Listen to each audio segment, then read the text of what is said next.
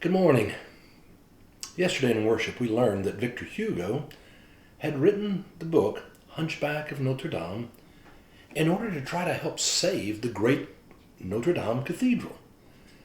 Gothic architecture had fallen really out of style there in France in that day, and by the early 1800s the cathedral had really fallen into disrepair. There had even been discussions about tearing the great Notre Dame Cathedral down. And so Victor Hugo wrote the book, Hunchback of Notre Dame, though the title in France was Notre Dame de Paris, the Our Lady of Paris. He set it in the church as a perfect idea to set this story in the church so that he could talk all about the beauty of the architecture and the history of the church and make it such an important part of the story. But it also was a perfect way to create this analogy with Quasimodo. That Quasimodo was locked inside the walls of this beautiful church. And from his perspective, he was able to look out on the square, and there he could see people working and playing, laughing, creating wonderful, great times of excitements and parties.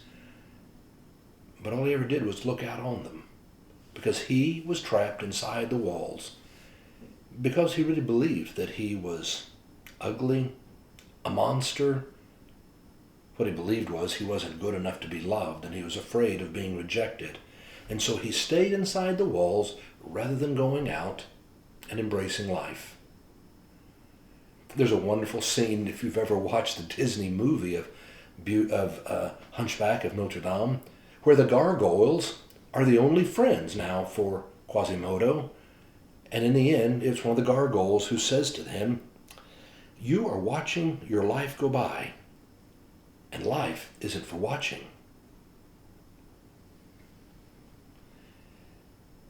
This week, we're going to be looking at The Sound of Music. What a wonderful, wonderful musical. And I thought about how in The Sound of Music, the children really are trapped as well. In a way, kind of like Quasimodo. They are trapped by a father who has lost his wife. He doesn't want them to be children.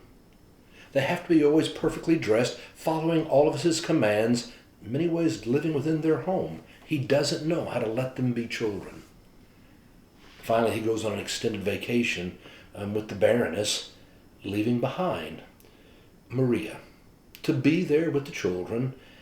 And she has these old drapes from the house that have been taken down that she then makes into play clothes so the children can go out and play, embrace life and laugh. Years ago, Marsh and I made a trip to Austria, and while we were there, we went to Salzburg. We wanted to go see where they had filmed The Sound of Music. And we drove down the lane where the children were playing and hanging from the trees when their father was returning home and thinking, "Am I seeing my children out there playing, dressed in old drapes?"